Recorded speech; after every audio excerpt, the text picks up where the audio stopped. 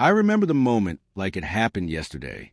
We were gathered at my parents' house, the air thick with laughter, clinking glasses, and the smell of roast chicken.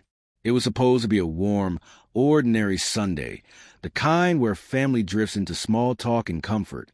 Then she said it, my wife, in front of everyone, my parents, my siblings, even my nieces and nephews, looked me straight in the eye and casually announced, "If my ex calls, I'll go back." For a second, my mind refused to process it. I laughed nervously, hoping it was some twisted joke.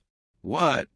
I managed to choke out, trying to hide the tightening in my chest. She shrugged, smiling, like it was the most natural thing in the world. My mother's eyes widened. My father's hand froze mid-toast. The room fell into an awkward silence, so loud I could hear my own heartbeat. On the drive home, I tried to convince myself I misheard. Maybe she was joking. Maybe I'd imagined the cruelty in her tone. But deep down, I knew I hadn't, and that thought gnawed at me for days. At first, it was subtle. Missed calls I hadn't noticed before, whispered conversations that stopped when I walked into the room, phone screens angled away from me. I questioned myself. Was I being paranoid? Overly sensitive? I wanted to believe she loved me, that her words at my parents' house were just a reckless slip. But the seed of doubt had been planted. One evening, I noticed her phone light up with a message while she was sitting next to me. She quickly locked it and placed it on the counter. My stomach twisted, a warning I couldn't ignore. Later, when she went to the bathroom, I glanced at it. I shouldn't have. But the text staring back at me confirmed every terrible suspicion. "Can we meet? I can't stop thinking about you." My heart sank, my hand shook. The world didn't make sense anymore. I watched her differently after that. Every laugh, every affectionate gesture, every touch felt like it carried a lie. I replayed our shared memories in my head. The dinners, the late-night talks, the plans we made, and wondered which ones were real and which were a mask. Nights that used to feel safe became stretches of anxiety, my mind racing with what-ifs. I tried to confront her gently, slipping questions into conversations. "Who were you texting? Why do you hide your phone?" She laughed them off, rolled her eyes, made excuses. But excuses have a weight. They settle into your chest, pressing down, and you can't shake them off. The final confirmation came almost by accident.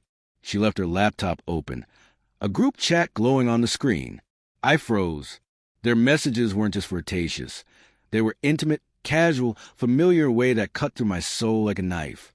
I read words that made my hands tremble, phrases I'd never hear her say to me. The betrayal was real. My wife, the person I trusted with every fiber of my being, had been keeping another life from me. I confronted her that night, not in anger, not in yelling, but with a quiet, aching voice that barely carried. "Why?" She didn't deny it at first. Her silence was worse than any confession.